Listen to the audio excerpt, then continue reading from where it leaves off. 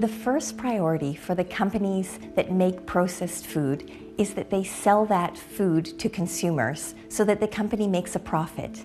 That's one of the main reasons why companies process foods in the first place.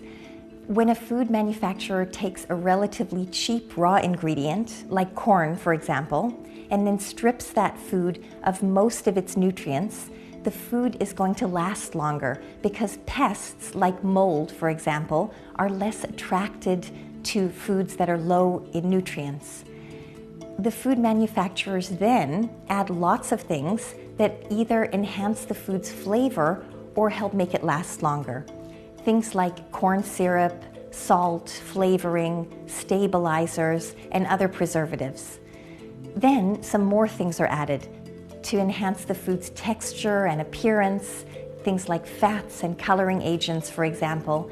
And finally, synthetic nutrients are added back to the food so that the manufacturers can actually claim that the food is healthy for us.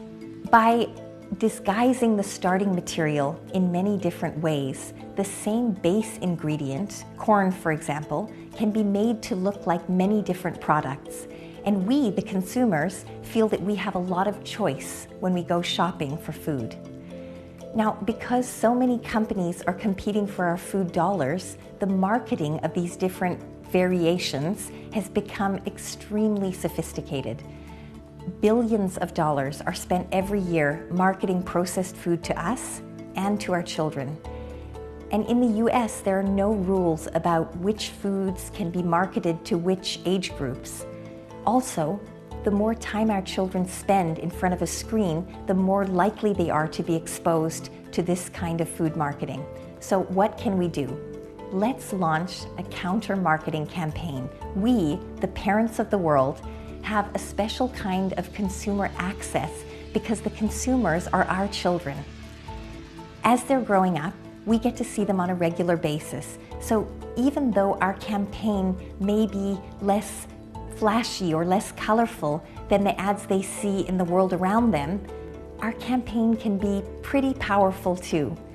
For example, if they see us loving our fruits and vegetables, we are advertising those foods to our children.